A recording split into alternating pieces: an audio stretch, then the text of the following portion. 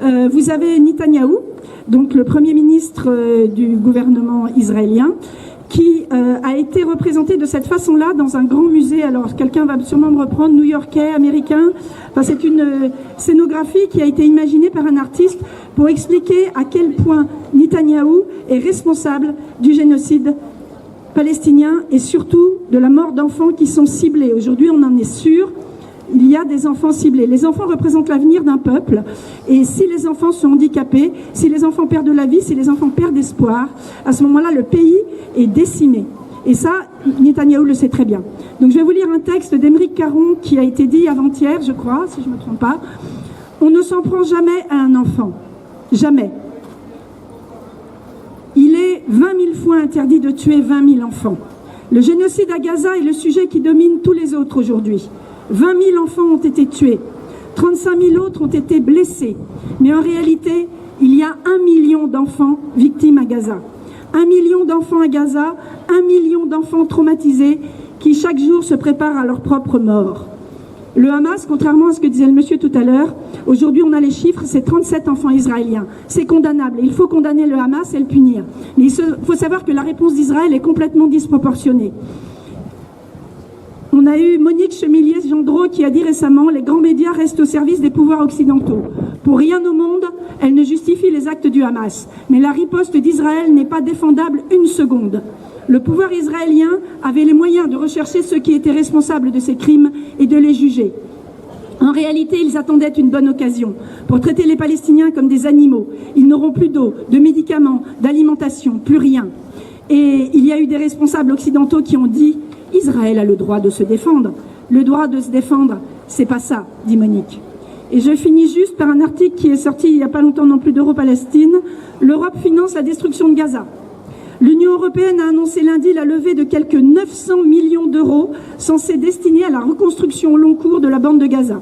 Cette annonce, baptisée Team Gaza Initiative, est une mystification et une nouvelle marque de la complicité des dirigeants européens avec le régime génocidaire israélien.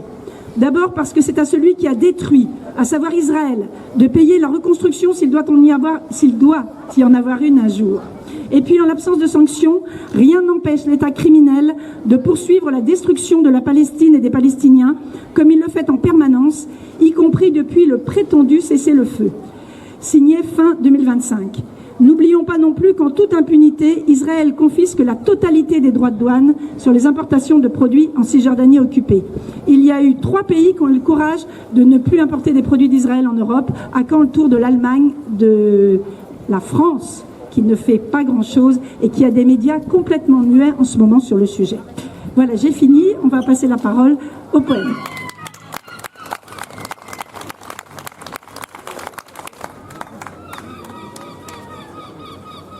Avant de vous lire un petit poème, je vais rappeler ce que nous pouvons, nous, Français, faire pour justement protéger, si possible, les Palestiniens. À boycotter prioritairement, en plus de Carrefour, les fruits et légumes exportés par Israël dans tous les magasins. Ouvrez l'œil. Vigilance notamment en ce qui concerne les avocats, les pamplemousses, les clémentines, les patates douces, les dattes medjool. Également, les médicaments génériques de la firme israélienne Teva. Vous pouvez apposer un petit collant sur votre carte vitale indiquant « No Teva ». Ainsi, le pharmacien pourra vous fournir un générique, mais qui ne sera pas un générique fabriqué par Israël. Également, le matériel informatique de HP, Hewlett-Packard, qui conçoit pour Israël des logiciels de reconnaissance faciale pour mieux réprimer les Palestiniens aux checkpoints. McDonald's, qui finance régulièrement le régime israélien et envoie pendant les massacres des sandwichs aux soldats enveloppés aux couleurs du drapeau israélien. Enfin, c'est une petite liste, mais c'est une liste qui correspond à ce que nous pouvons faire. Optical Center, soutien permanent d'Israël, qui a installé des stands à la frontière de Gaza pour offrir des lunettes et des lentilles aux soldats israéliens. Les actions de boycott fonctionnent. Par exemple, Puma a renoncé à sponsoriser le football israélien. À nous de faire de même. Maintenant, le poème de Yahya al-Amarna, extrait de « On ne bombardera jamais ma voix ». Opération de sauvetage en cours, 20 mai 2025. Là-bas, dans ma chambre silencieuse, je me tiens devant les livres que j'ai perdus sur les routes de l'Exode. Je me tiens seule et écris des questions. Je n'ai que cette force, écrire.